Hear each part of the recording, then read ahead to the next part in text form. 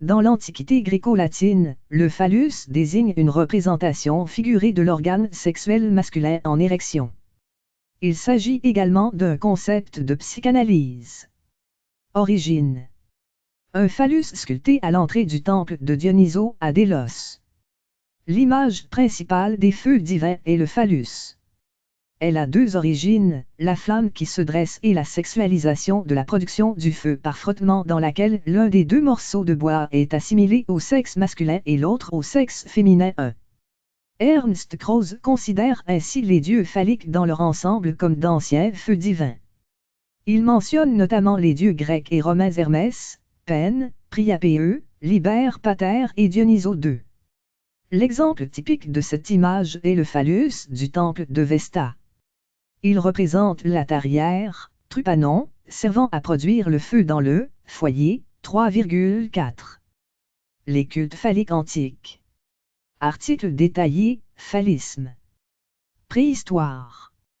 Des sculptures préhistoriques évoquent aussi des formes phalliques ou de sexe féminin, de même que des gravures ou dessins dont l'interprétation est souvent incertaine, pour les formes les plus stylisées. Celtes et Gaules.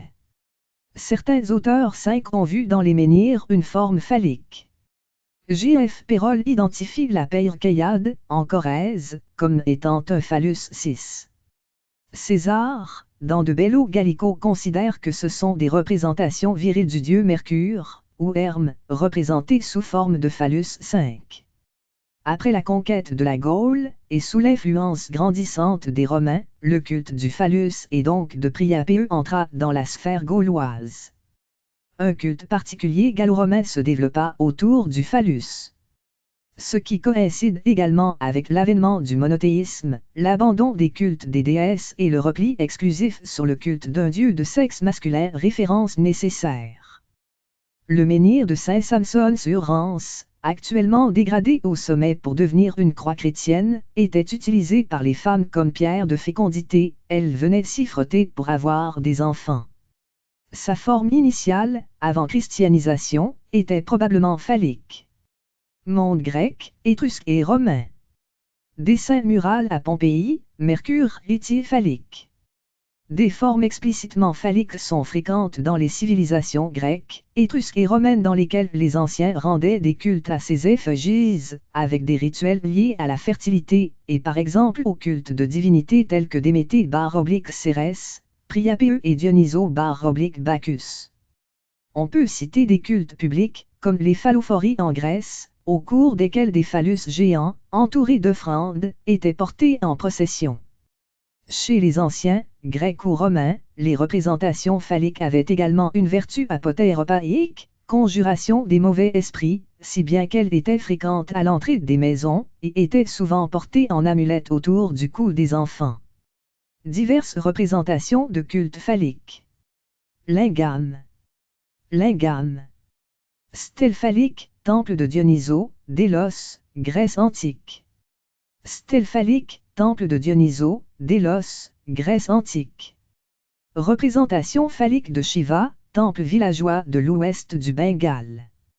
Représentation phallique de Shiva, temple villageois de l'ouest du Bengale. Mercure, équivalent romain du dieu grec Hermès, a été représenté sous forme de pierre levée en forme de phallus 5. En psychanalyse. Sigmund Freud.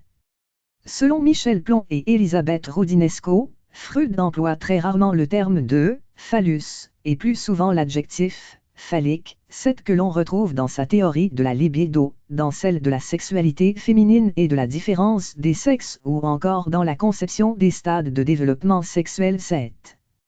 Jacques Lacan.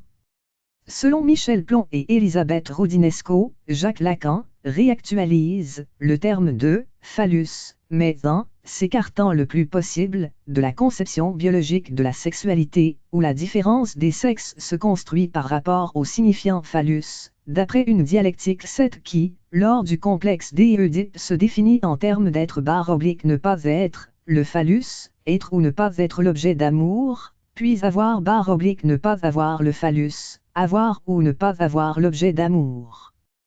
La réflexion de Lacan s'inscrit dans une symbolique culturelle où le phallus est un attribut divin inaccessible à l'homme et non pas l'organe du plaisir ou de la souveraineté virile. 7. À partir de 1956, il le conceptualise comme signifiant du désir en tant que phallus imaginaire, puis comme phallus de la mère, et enfin phallus imaginaire. 7. Le sujet se situe du côté de la fonction phallique, du signifiant, ou du côté du manque, le ne pas, ou le pas, voire la négation totale. Pour Lacan, le phallus est le signifiant du manque pour les deux sexes, le signifiant de l'objet perdu, conçu imaginairement comme une complétude béate avec le corps de la mère, l'objet total. Pour Lacan, l'objet perdu n'est qu'un mythe imaginaire pour donner corps à un manque qui n'a pas de référent. Notes et références. Jean Audry, Le feu dans la tradition indo-européenne, Archet, Milan, 2016, ISBN 978-88725234438, p. 67. 2. Ernst Krause, Twiska Holland, Der Stamm und Göttete Erläuterungen zum Sagenschatz der Veden, ed. Ilias und Odyssey, Glogau, 1891. 2. Gérard Redki, dit Göttete alt italien, 2e édition, 1979. En, Andrew B. Gallia, Westelvergens and their Families, Classical Antiquity Volume 34, numéro 1, avril 2015, pp. 74 à 120. Marie-Henri Darbois de Jubenville, Le culte des menhirs dans le monde celtique, archives, compte rendu des séances de l'Académie des inscriptions et belles-lettres volume 50, numéro 2, 1906. Un menhir corrézien à gravure anthropomorphe, bulletin de la Société préhistorique de France volume 42, 1945. Elisabeth Rodinesco et Michel Plon, Dictionnaire de la psychanalyse, Paris, Fayard, Col, La Pochothèque, 2011, première édition 1997, 1789 p. ISBN 978-2-253-08854-7, p. 1183 à 1184. Voir aussi. Article connexe. Symbolisme phallique. Phallisme. Yoni. Fascinus ou Fascinum. Kanamara Matsuri. Mars, mythologie. Musée phallologique islandais. Phallocentrisme. Icône décorative portail de la psychologie. Catégorie, concept de psychanalyse symbole phallique et